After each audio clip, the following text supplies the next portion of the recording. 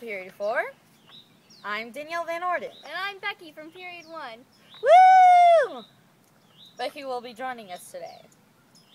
We will be singing a ballad to the theme of Payphone by Maroon 5.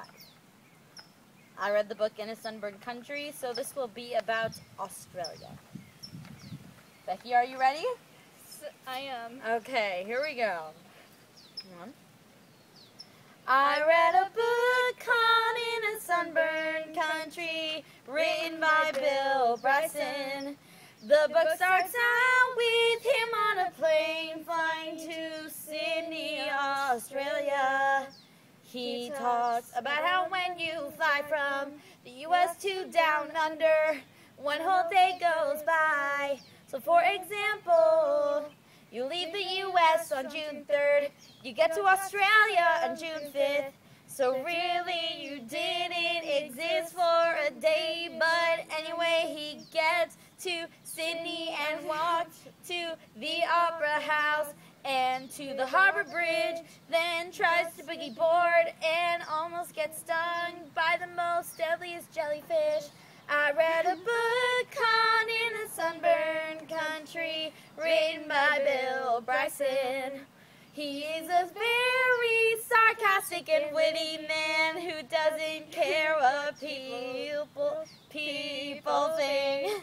If happy ever after did exist, I would have gone Australia long ago. But tickets are pricey and I'm only 13. If I don't read more books about Australia, I'll be sick. I wish I was sunburned. Next, Bryson takes a tour of the Boomerang Coast from Sydney to Canberra to a city lost within a park. Then he traveled to Adelaide and finally to Melbourne, where a couple of friends showed him around the city and surrounding country. I read a book called In a Sunburned Country, written by Bill Bryson. He is a very sarcastic and witty man who doesn't care what people think. If happy ever after did exist, I would have gone to Australia long ago.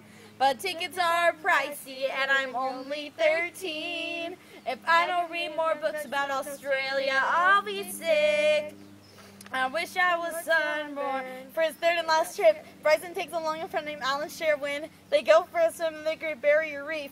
Bryson has a lot of trouble trying to not sink to the bottom. Now when you see him, he's stunning.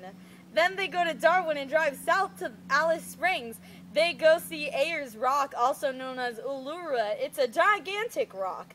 That impresses both men with his seriousness and grace. Sherwin then flies back home from Alice Springs and Bryson flies to Perth. First, Bryson goes to the south into the forest of southwest Australia to see the Jarrah and Kari trees rise hundreds of feet above the forest floor. Lastly, he travels to the north to visit the living descendants of the oldest life forms known to man. Throughout this trip, Bryson filled me in on lots of Australia's amazing history and made the journey seem more exciting by telling his stories of some disturbing, shocking, amazing, and humorous stories.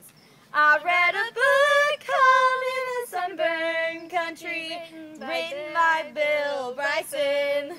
He is a very sarcastic and witty man who doesn't care what people think. If happy ever after did exist, I would still be holding you like this. If I don't read more books about Australia, I'll be sick. I wish I was sunburned.